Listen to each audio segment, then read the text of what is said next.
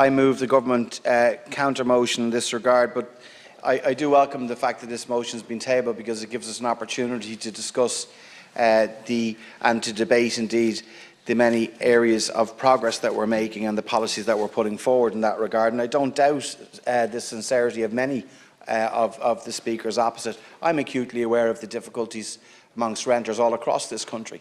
I'm also acutely aware that the turn to solve the housing crisis is not something that's going to be done in a year or 18 months. It needs robust and real policies backed by real money. It needs a bit of honesty too, which is lacking from some of the contributors opposite. What I would say is that the motion today is a tweaked version of previous motions. We're all acutely aware, and I am too, that in recent years rents have reached levels that put real families, real people under incredible pressure throughout the country, but most especially in our major cities and urban centres, but not exclusively. And we've seen that. And this is not just a phenomenon either in this country.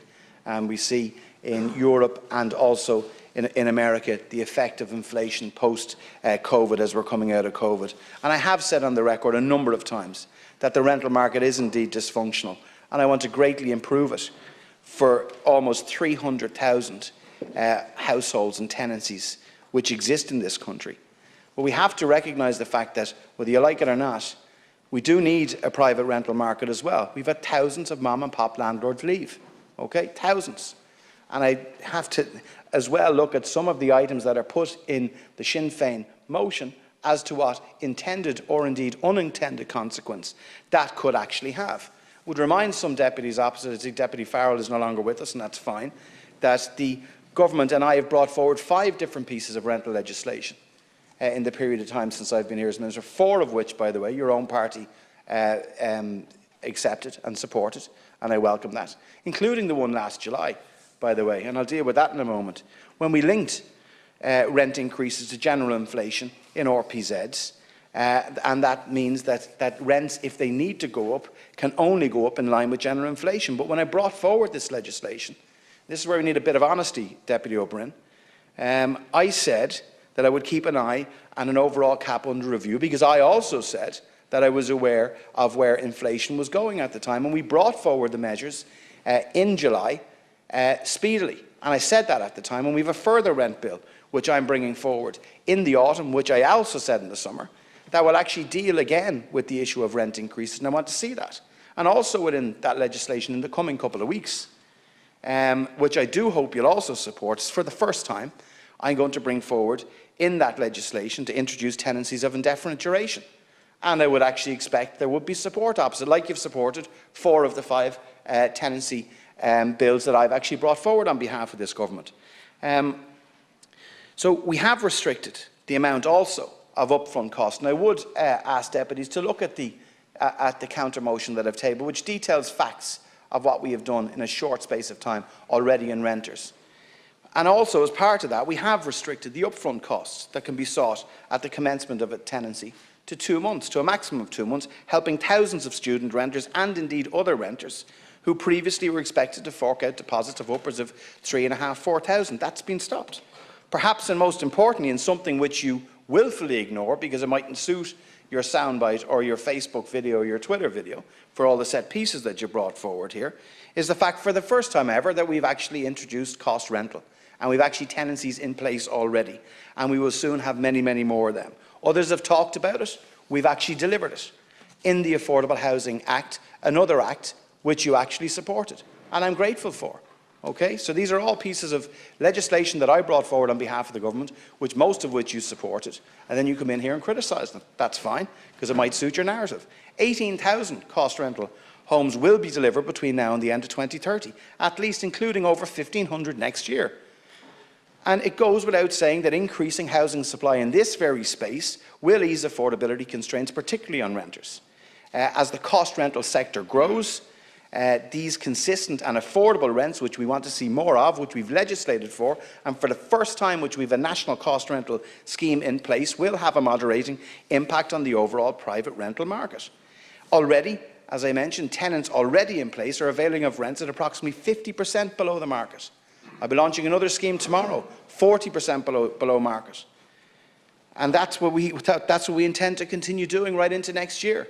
A plan that we've published with 213 different action points backed by over €20 billion in real money, with real actions that are going to make a real difference for real people, and also in Housing for All.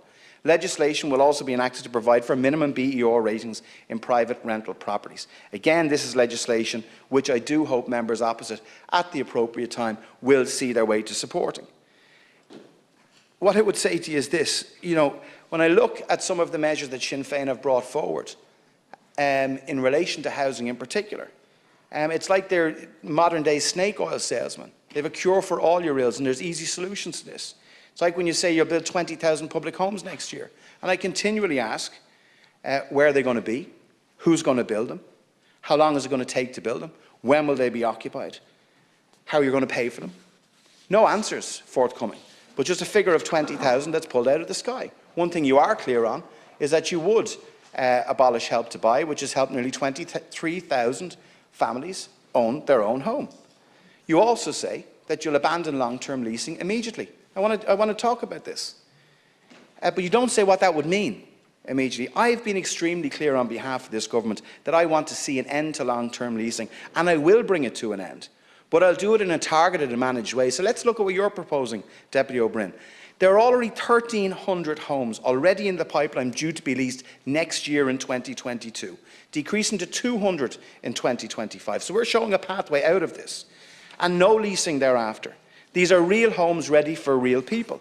We can't simply turn off that tap and cancel these homes as you would have. Just scrap them. So what do you say? What does Sinn Féin say to the 1,300 families who will be in safe and secure social homes next year? Which homes would you cancel? Would they abandon the 160 one-bedroom homes that will be leased next year for single homeless? You would do that? That's fine. Well, come out and say it. So what are you going to do? What's your alternative for those 1,300 families next year? I've shown a pathway out of leasing, and I've shown a way in which we're going to increase our social housing delivery to a level never seen before in this state, starting in 2022. You have also said, in predictable criticisms that have been put forward here this evening and before, that government does nothing for renters. I've covered some of what we're doing already, but let's look at what you're completely ignoring. 62,000 households in rented accommodation that are supported by HAP. You completely ignore a further 18,000 households who are being supported through homeless HAP, and totally ignore nearly 17,500 who are supported under the rental assistance scheme, just short of 800 million in real supports for real people, for real families. And you ignored so much you didn't even mention it in your budget submission. We've already said, and I am already reducing the dependency on HAP. I'm reducing the level of increase, but you say you'll cancel it. What are you going to say to those thousands of families that are out there? You don't have a solution for them. Ceann Comhairle, I believe these are very real questions, and it's incumbent upon the main opposition party to start to be honest with people and say what you do. This is a party who feign an interest in solving the housing crisis, frankly. A party who voted against at least 17 housing motions, totalling nearly 7,300 homes right across this country, that you opposed. You don't want to see real progress in housing. It doesn't suit your political agenda. But I'll not be deterred by this disingenuous and cynical approach. We have a plan, a radical plan that will deliver 300,000 homes between now and 2030. 90,000 social homes, at least 54,000 affordable homes, real homes for real people, a plan that's backed by real money and will deliver. Projections into next year, and again this mightn't suit the main opposition party, are actually positive. They're positive in relation to housing delivery, that we're going to see significant increases in housing delivery, we're going to see significant increases in social housing right across this country, and we're going to see affordable homes at scale and cost rental homes at scale. So that is what we will be judged on, is delivery.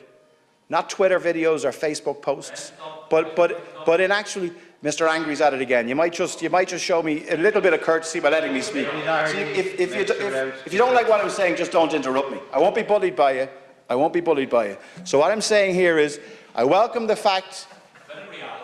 Well, you see, I am well aware of that. And what I think it's incumbent on Sinn Féin, and others to put forward real alternatives to it, which you haven't. In your submission to Housing for All, 12 pages with 5 pages of pictures and no costings. That was your housing alternative to our housing plan of over €20 billion in capital investment in housing that's going to make a real difference for our people. So I move the counter motion, Cathaoirleach. Thank you, Minister. We now move back to Sinn Féin. Deputy Gould, you're sharing with Deputy O'Murku